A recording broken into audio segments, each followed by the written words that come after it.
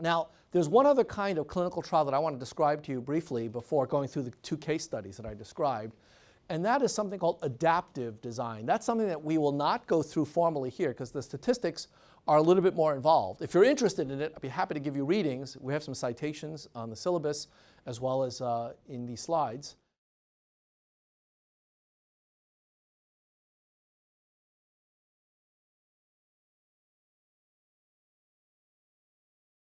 You can read a lot about it because over the course of the last decade it's become more popular. It's an application of a different branch of statistics called Bayesian statistics. How many of you have done Bayesian analysis in your DMD class? Okay. By the height of the hands raised, I can tell how confident you are in what you've done. So, I guess. The basic idea behind Bayesian statistics is that you've got some priors, and then you collect some data, and by combining the two, you can get a posterior distribution. You can figure out what things are likely to be given your distributional assumptions as well as your prior information.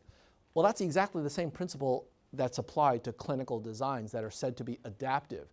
And the reason that they're called adaptive is because contrary to the traditional structure where I design all of the aspects of the clinical trial, and then once I start running it, I, the sponsor, the drug company or biotech company, I don't look at or touch the data until the very last day of the clinical trial. When it is over and all the patients are completed with their treatments and all the data are collected and the data are locked and sent off for analysis, only then will I, the sponsor, be able to look at the data and interact with the various different centers that were engaged in these treatments. That's the traditional purist view, because you don't want the individuals who seek to profit or who stand to profit from the outcome of the clinical trials. You don't want them to be involved in doing anything with the patients during the process,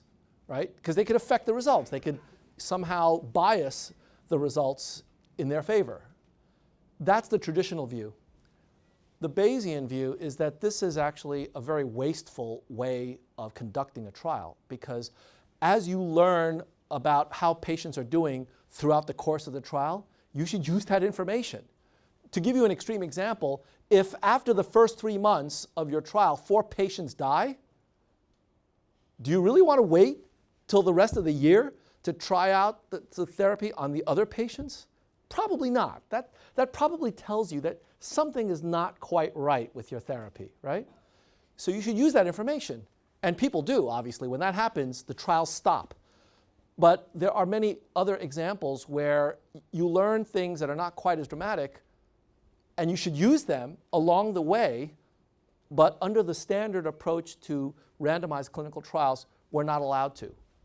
And so there's been another branch of statistics, Bayesian analysis, that actually allows you to change the course of the trial, including to change the number of patients enrolled and how you go from treatment to control arm during the course of the trial. Not randomly, not with total discretion, but it is a random process because it depends on the outcomes of the trial. So a very quick example of an adaptive trial is something that looks like this. Instead of computing your statistics at the very end of the trial, what you do is you compute your statistics on a rolling basis. As patients get enrolled and as you collect data, you compute the statistics of the sample that you have at a point in time.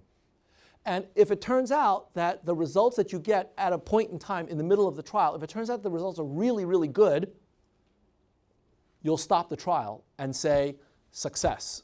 I believe that these statistical results are significant enough that there's a real effect there. If, on the other hand, during the course of the trial, you get really bad results like death or very, very strong negative reactions, then you stop the trial and you reject the drug saying this is no good. And if it's somewhere in the middle, you keep going and collect more data. So the process looks something like this. You've got these upper and lower bands that basically are triggers that will tell you either stop the trial and approve the drug, or stop the trial and reject the drug, or if you're in the middle, keep collecting data until you reach one of these two boundaries.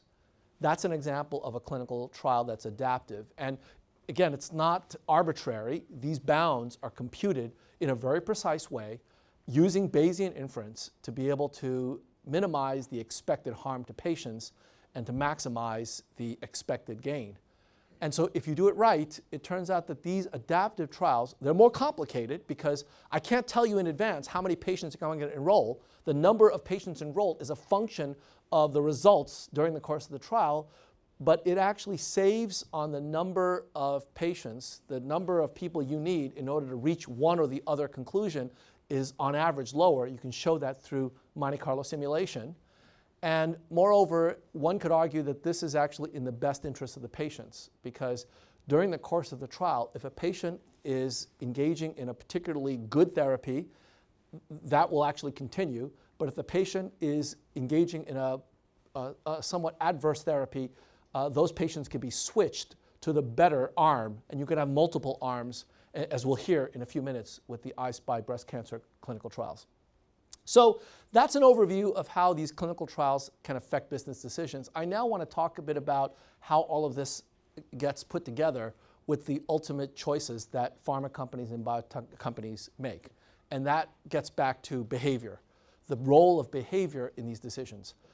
All of these calculations seem extraordinarily quantitative and mathematical and precise, but at the end of the day, people are making these decisions.